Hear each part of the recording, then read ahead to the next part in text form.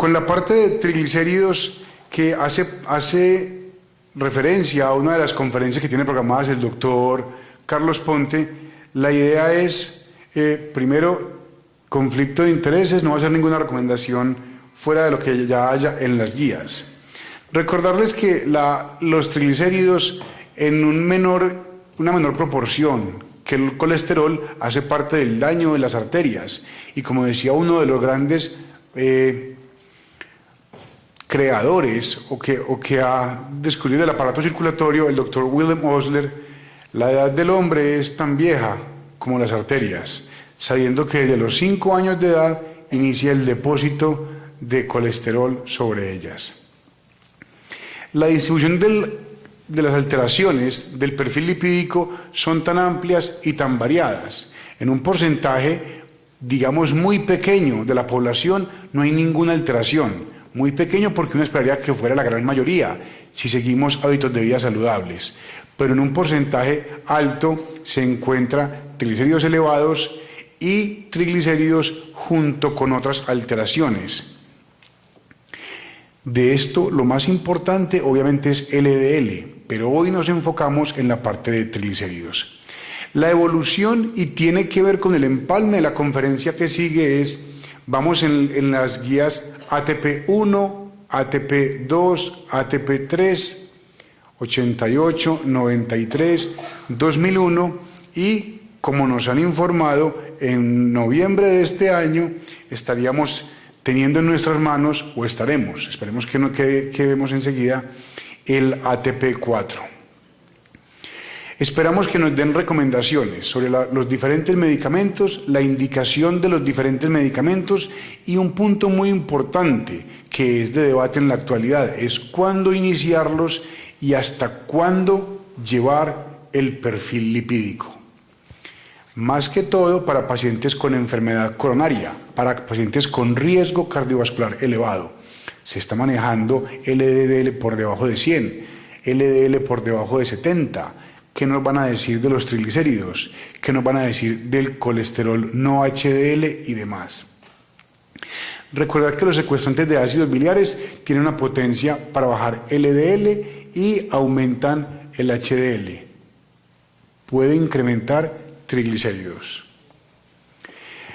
La ezetimiba, un metabolismo eminentemente gastrointestinal para disminuir en forma asociada a las estatinas el LDL en un porcentaje de 15 a 20%, y es importante saber que no tiene ningún efecto sobre los triglicéridos.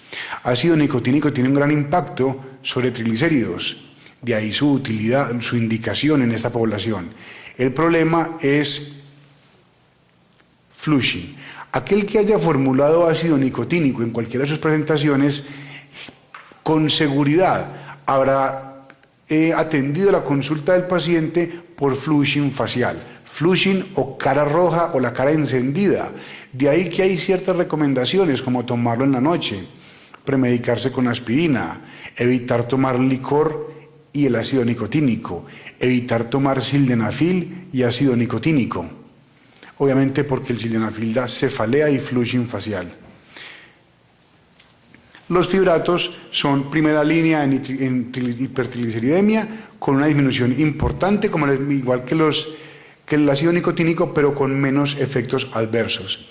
Y las tan recomendadas y tan utilizadas estatinas, con una disminución muy importante, dependiendo del ajuste de la dosis del LDL, y disminuciones menos intensas de triglicéridos y el aumento del HDL, con efectos adversos muy conocidos como son miopatía o mialgias, que son frecuentes, y menos frecuentes la rhabdomiolisis y la hepatotoxicidad.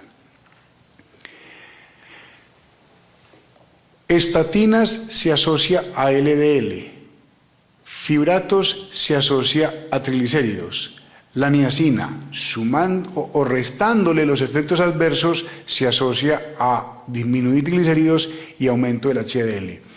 El aumento del HDL tiene una importancia y eso lo vamos a ir viendo en la medida que van apareciendo más estudios y hay más consenso. Tiene utilidad en el aumento del colesterol no HDL, que se abre paso como un posible nuevo marcador terapéutico y de factor de riesgo.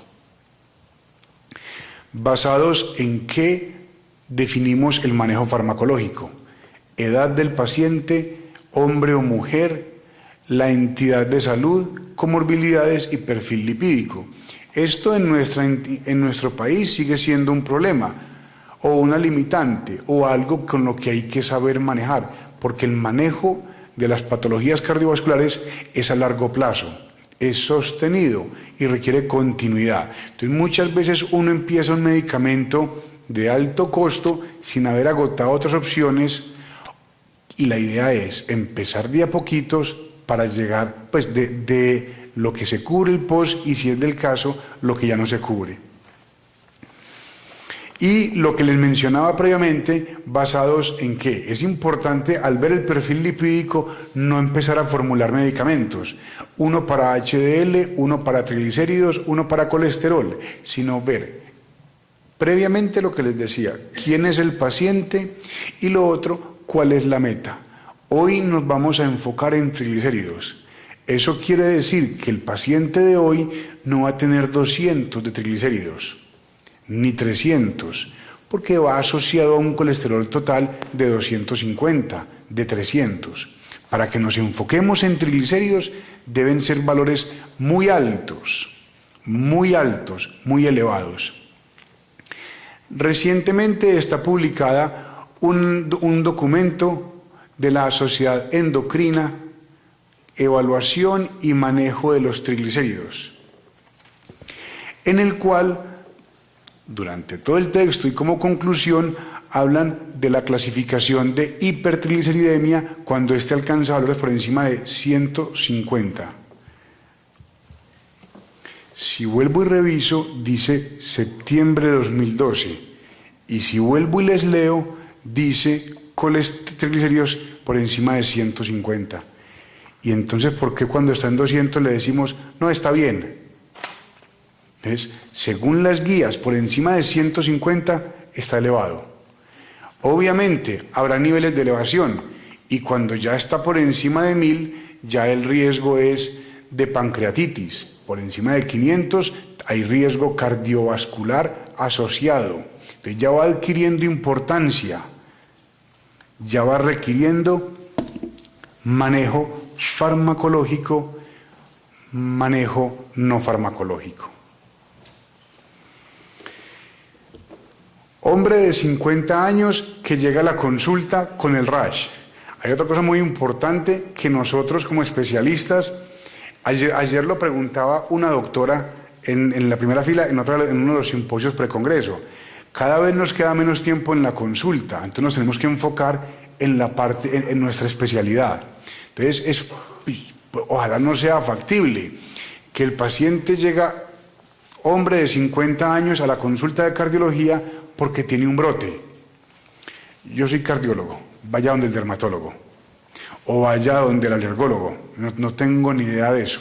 ¿Sí? Pudiera pasar, yo sé que todos van a decir, a mí no me pasa, en mi institución no pasa, listo, en otra parte pasará, pero tratar de, cuando no hay tiempo, algunas cosas ponerle atención o saberlo remitir. Este señor presenta este rash, es hipertenso, hipercolesterolemia, hipertrigliceridemia, antecedente familiar de diabetes y de enfermedad coronaria. Y en el último año el paciente refiere un aumento de 10 kilos de peso con respecto al previo.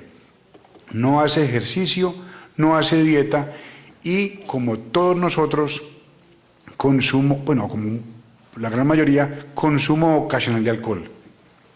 ¿Qué es consumo ocasional? Otra cosa que es más variable, cada 2 días, cada 7 días, cada 15 días. Pero es que es poquito.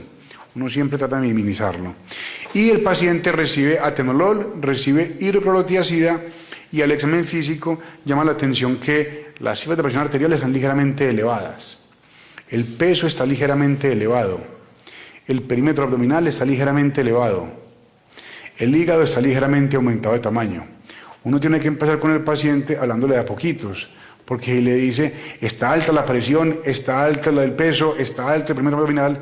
Después no vuelve y dice que médico tan exagerado. Si donde yo estaba me dijo que estaba muy bien controlado. Ya ustedes vieron el rash.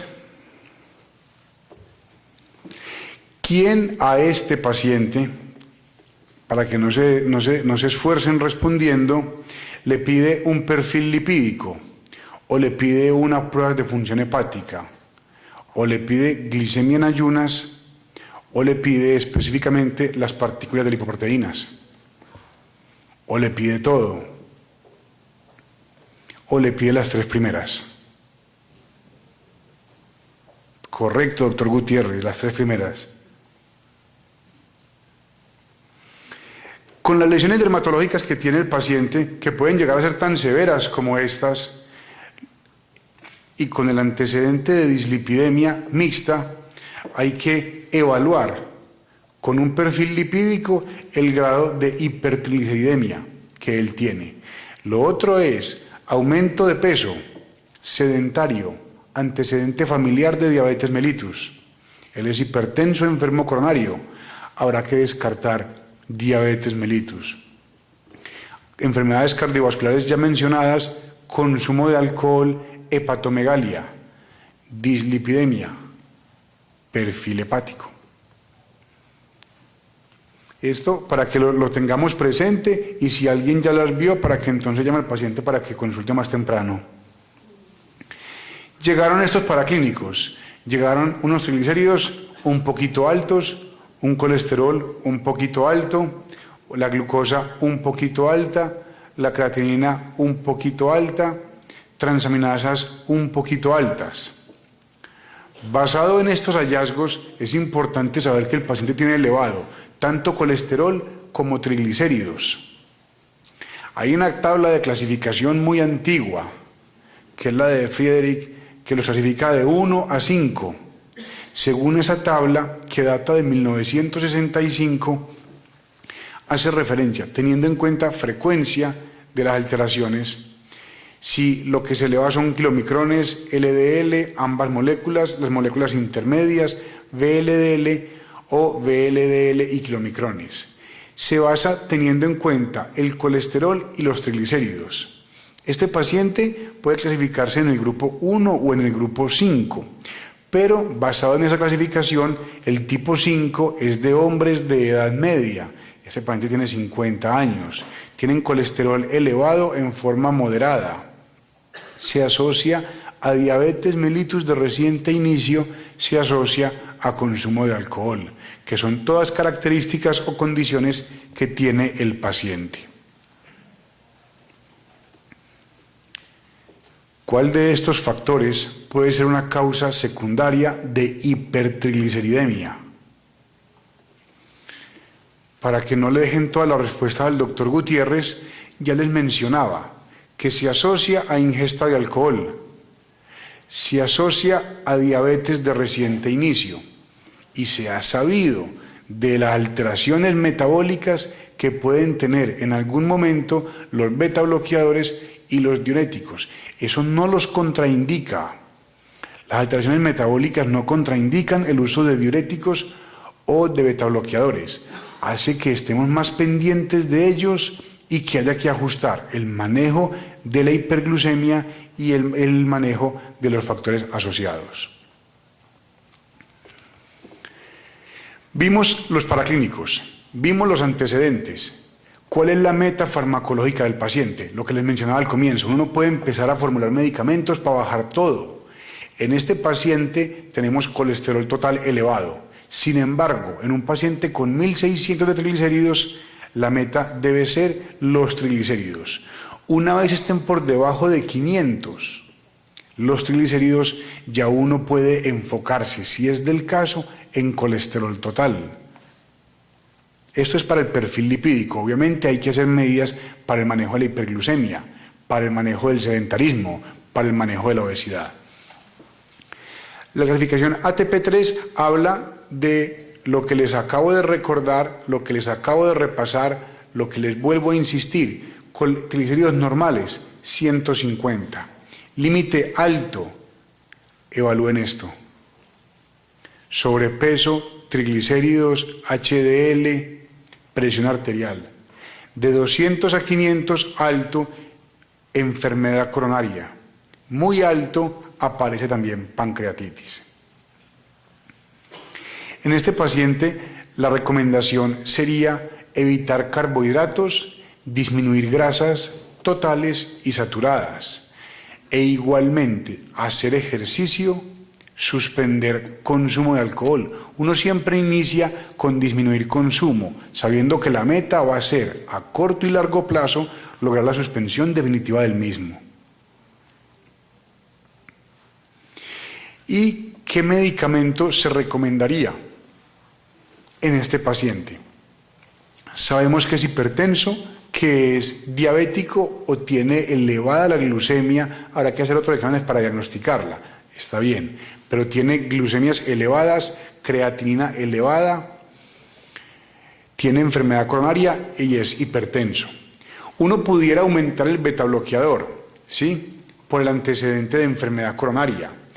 Podría adicionar calcio antagonista e IECAS. No se recomienda aumentar la dosis de diurético específicamente en este paciente, mucho menos mantener el manejo farmacológico actual y menos adicionar un alfa bloqueador. Para protección renal y por paciente diabético se recomienda adicionar un calcio antagonista con un IECA. Y de lo que vimos al comienzo y sabiendo el perfil lipídico del paciente, no tendría indicación el uso de resinas porque éstas bajan colesterol y pueden aumentar el valor de triglicéridos. Los demás medicamentos sí se recomiendan, unos por sobre otros. No hay indicación de iniciar los pacientes estatinas, al menos al momento de la evaluación, por el valor tan elevado de los triglicéridos. ¿Qué se hizo con el paciente? Del médico que me remitió el caso, para que no se preocupen que no es de acá. Se le inició amlodipino 5 miligramos cada 12 horas. Se le inició enalapril 5 miligramos cada 12 horas. Se inició metformina 500 miligramos cada 12 horas y omega 3. También que discutíamos ayer cuál era la indicación. Y hablábamos de que puede disminuir 20 o 30 miligramos de triglicéridos, que nos sirven cuando tenemos 1600. Cualquier ayuda es útil en este momento. A las 2 semanas, obviamente no suspendió todo el licor, pero empezó a moverse un poquito, mermó el consumo de licor, hizo cambios de dieta y vean cómo alcanzó a bajar más de 1000 miligramos. A las 6 semanas estamos en 350. Vean cómo sigue el colesterol, vean cómo sigue la glucosa, bajó 5 kilos, con mes y medio de terapia farmacológica. Les mencionaba entonces fenofibrato, ácidos grasos omega 3, pueden aumentar niveles de LDL, tener precaución con estos medicamentos. Y un punto importante, omega 3 y fenofibrato me bajan triglicéridos en forma muy importante, como vimos en el caso clínico. Pueden bajarme LDL, pero pueden producir aumento del LDL, pueden producir, de ahí que cuando uno hace manejo farmacológico o no farmacológico hay que hacer seguimiento. Les mencionaba también, la recomendación o el objetivo inicial de este paciente no es inicialmente el LDL, el objetivo inicial son los triglicéridos. No 150, sí 500. Apenas bajen de 500, la meta será LDL, será triglicéridos. Y depende de lo que nos muestren las nuevas guías, ver si el HDL y el colesterol no HDL. ¿Cuál es la meta del manejo para este paciente? Según las guías ATP3, depende del momento en el que evaluemos al paciente. Al inicio, triglicéridos. Después, triglicéridos. Después se asocia LDL. Y sabiendo que si tiene enfermedad coronaria, la meta debe ser por debajo de 100. ¿Qué otro medicamento podría adicionarle uno al paciente? Sabemos que tiene enfermedad coronaria, entonces aparecen las estatinas, buscando entonces normalizar el colesterol total y llevarlo a metas de LDL. Posteriormente, metas de HDL y finalmente, manejando un perfil lipídico óptimo o ideal, manejando un colesterol no HDL en metas. Al año de seguimiento, el paciente bajó otros 10 kilos, normotenso, la glucemia sigue bajando, el colesterol total se ha normalizado, triglicéridos siguen elevados, el HDL ha aumentado y el LDL está en metas, con un colesterol no HDL que para él debe estar por debajo de 100, igual todavía está ligeramente elevado, pero el perfil lipídico tuvo un cambio drástico a como lo vimos inicialmente. Habiendo hecho esta pequeña introducción, ahora sí sigo con mi conferencia. ATP4, octavo Joint National Commission de Hipertensión, guías de obesidad, guías de riesgo cardiovascular. Llevamos 2 años esperándolas, llevamos varias actividades académicas internacionales esperándolas, llevamos navegando en la página de la Sociedad del NHLBI, que es Instituto Americano de Corazón, Pulmón y Sangre, y se informó que las iban a presentar en Los Ángeles, en el Congreso del American Heart, que fue del 2 al 7. Entonces les traigo esa información. ¿Qué esperar del ATP4? Es obviamente la actualización del tercer ATP, ya lleva 10 años de estar guiándonos y marcando la pauta del manejo farmacológico. El curso 88, 93, 2001, hay actualizaciones para el 2004, hay documentos o consensos y lo que dice la página del NHLBI, Instituto Americano, es que se van a presentar a lo largo de este año y se presentan en mesa redonda en conjunto en Los Ángeles. En abril del 2012 salió un documento y preparándonos para las nuevas guías. En la página del instituto hablan de que las guías de colesterol salen en el 2012, el octavo Joint National 2012, guías de obesidad 2012. Guías de riesgo cardiovascular para estar presentadas ya. En octubre del 2009 hay unas preguntas que calmaban a la gente que quería saber qué había en el cuarto Joint Committee, en el cuarto ATP, perdón, qué había en el octavo Joint Committee. Estas preguntas las responden en la página web. Ayer aparecen las mismas preguntas. O sea que del cuarto ATP poca información nos han dicho.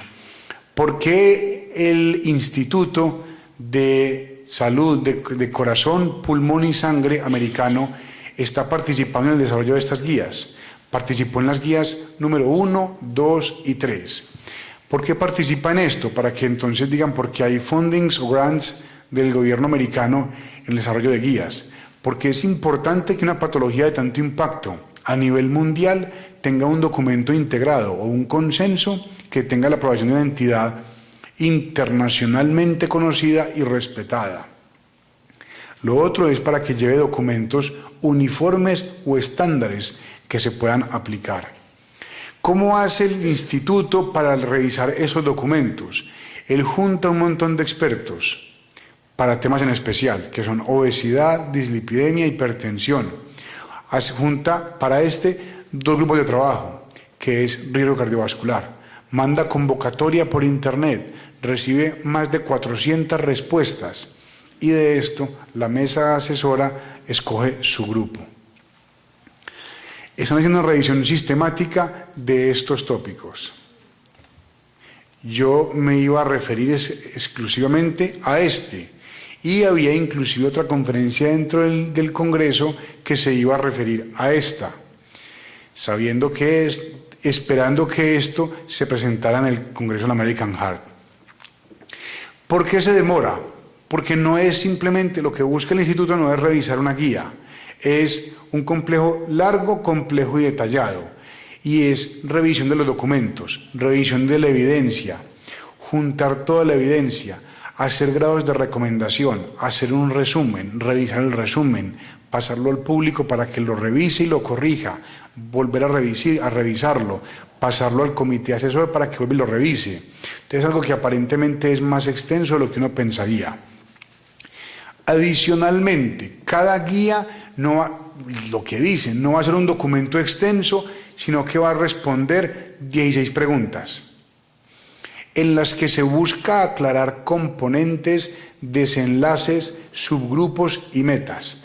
Ellos esperan que en las 16 preguntas estén resueltas o se resuelva la gran mayoría de dudas o inquietudes que puedan tener con respecto al manejo de la dislipidemia, en este caso, hipertensión, obesidad y riesgo cardiovascular.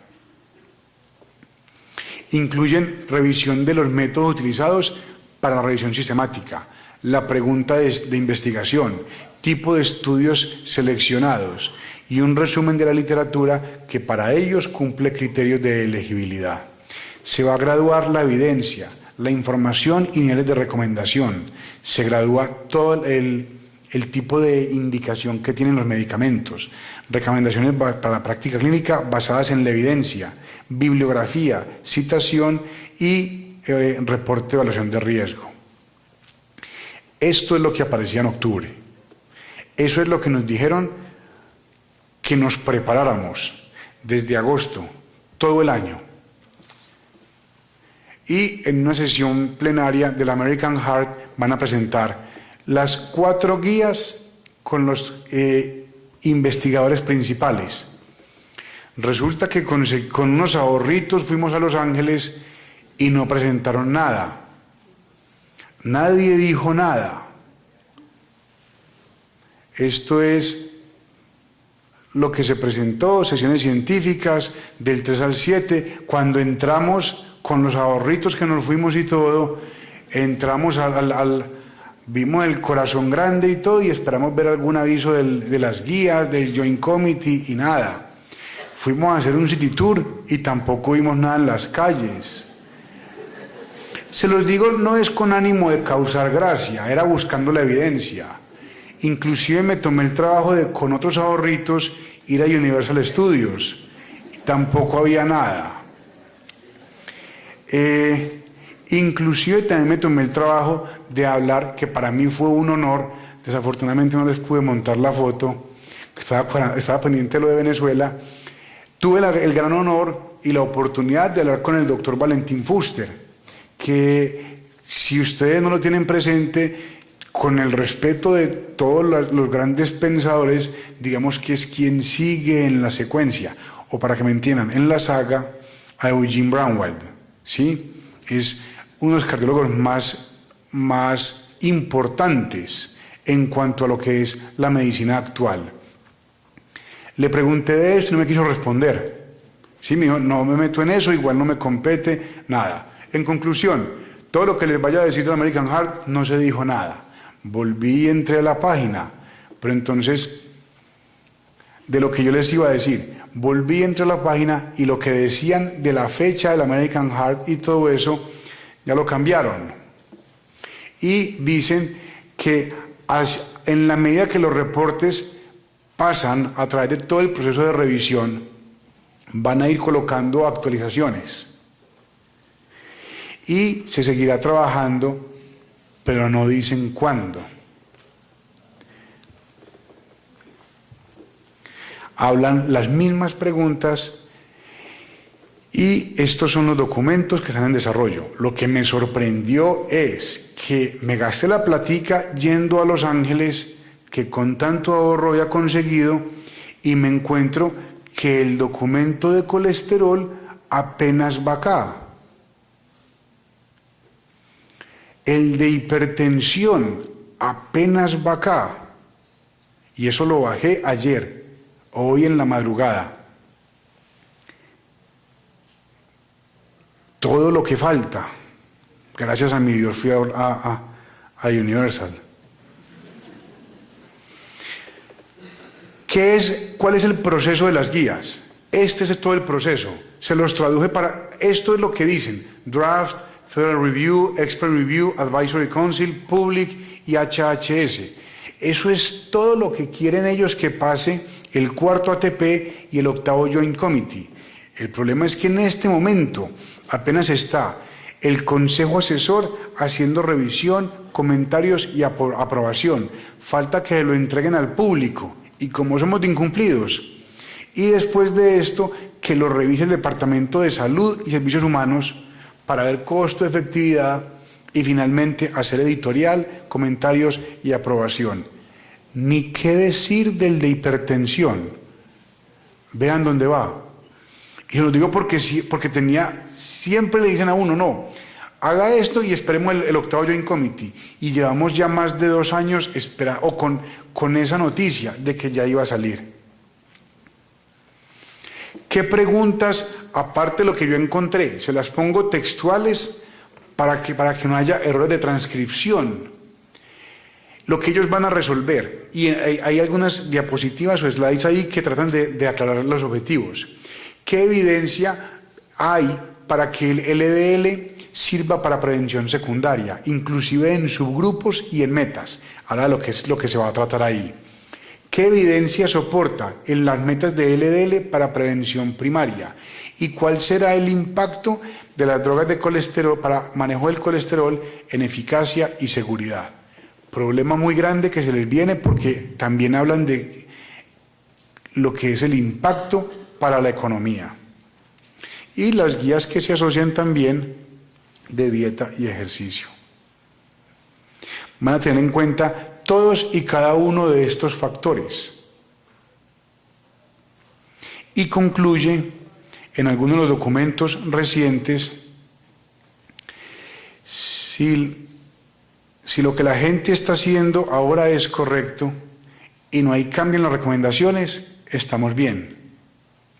Si hay cambios muy sustanciales, queremos ser muy cuidadosos para que la evidencia que se entregue esté basada en la evidencia y sea la mejor evidencia posible. Concluye el Dr. Sidney Smith en la página del NHLBI. Y para que sepan, vean que sí lo revisé actualizado. Que de pronto ya hoy cambia. Como conclusión, falta mucho para el cuarto ATP4, falta mucho para el octavo Joint Committee y la recomendación, como decía el doctor, es aplicar las guías, consensos y recomendaciones para llegar a las metas actuales recomendadas actualmente. Muchísimas gracias.